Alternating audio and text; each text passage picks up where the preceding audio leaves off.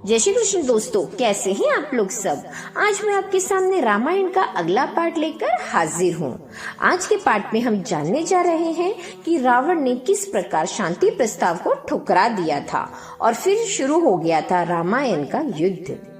रावण को शांति प्रस्ताव पर विचार करने के लिए एक रात का समय देकर युवराज अंगद वापस आ जाते हैं। रावण के दरबार में हुई सभी गतिविधियों के कारण लंका के सभी प्रियजन सोच में पड़ जाते हैं कि श्री राम का एक दूत हनुमान पूरी लंका को जलाकर चला गया तथा दूसरा दूत अंगद सभी योद्धाओं को चुनौती देकर चला गया, लेकिन कोई उसकी चुनौती का सामना नहीं कर पाया और वह पूरी सभा को लज्जित करके वहां से चला गया। इसी विचार से महाराज रावण के नाना जी माल्यवान ने रावण को समझाने का प्रयत्न किया कि हे दशानन, जिनके केवल 2 दूत लंका के सभी योद्धाओं का सर शर्म से झुकाकर चले गए हों, वह कोई साधारण मानव तो हो ही नहीं सकता। इसलिए मेरा मत आपको यही है कि इस युद्ध का जो मुख्य कारण आपका सीता को अपनी पत्नी बनाने का हठ है, उसे त्याग दीजिए।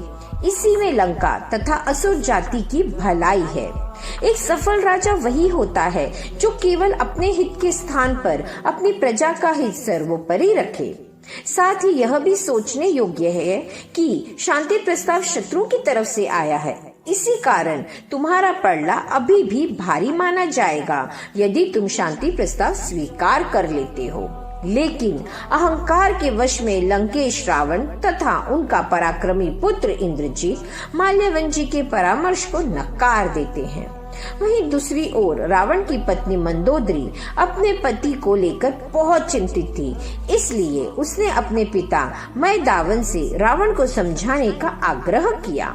अपनी पुत्री के आग्रह पर रावण के ससुर मैदानव रावण को आने वाली विपत्ति से सचेत करने हेतु कहते हैं, हे रावण, श्री राम कोई साधारण मानव नहीं है, स्वयं नारायण का अवतार हैं, जो कि असुरों का अंत करने के लिए इस पृथ्वी पर आए हैं। आप यह स्पष्ट देख चुके हैं कि समुद्र पर सेतु बंधन जैसे असंभव कार्य को भी उन्होंने संभव करके दिखाया है। उनका केवल एक वानर दूत हनुमान लंका को जलाकर तथा आपके पुत्र अक्षय कुमार का अंत कर चला गया। उनका एक वानर अंगद आपके सभी योद्धाओं के मस्तक अपने पैरों में झुकाकर चला गया और कोई कुछ भी नहीं कर पाया। आपको सुमति देने वाला आपका छोटा भाई विभीषण आपका त्याग करने के कारण आपके शत्रुओं से जा मिला।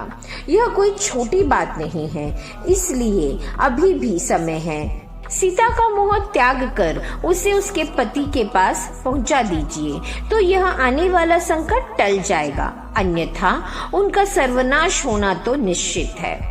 लेकिन अपने अहंकार के कारण रावण ने उनके परामर्श को भी ठुकरा दिया।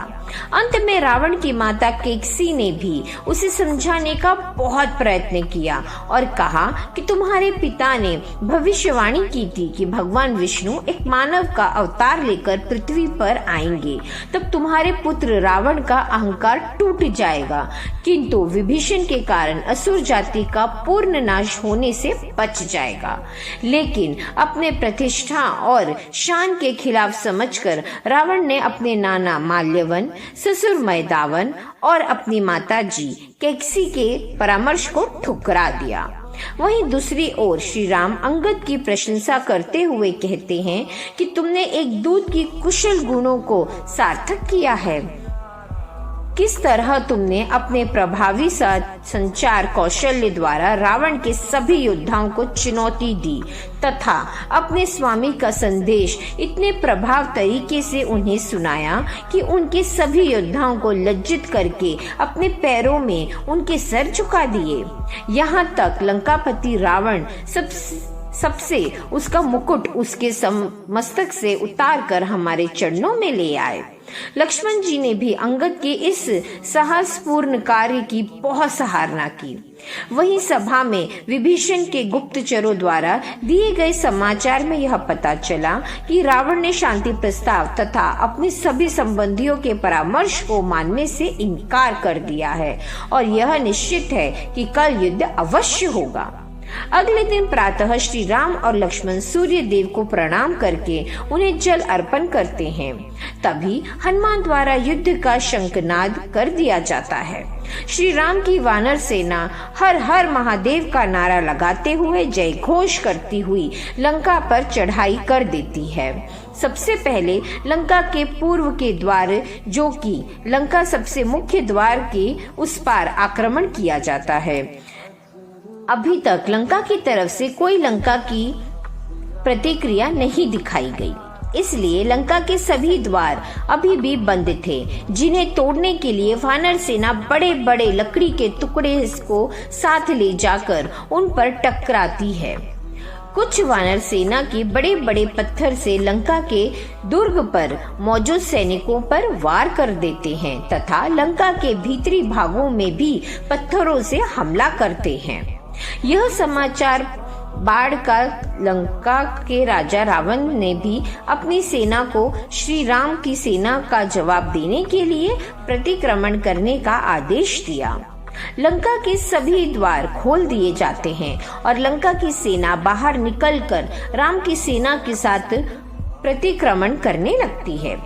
प्रथम दिन के युद्ध में लंका की सेना में ब्रजमुष्टि नामक असुर योद्धा जाता है, जो कि वानर सेनाओं को रौंदते हुए आगे बढ़ रहा होता है।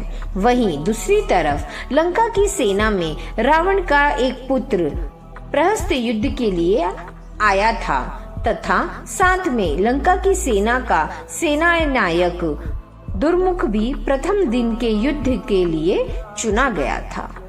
ऐसे ही और वीडियोस और जानकारी के लिए चैनल को लाइक शेयर सब्सक्राइब जरूर करें।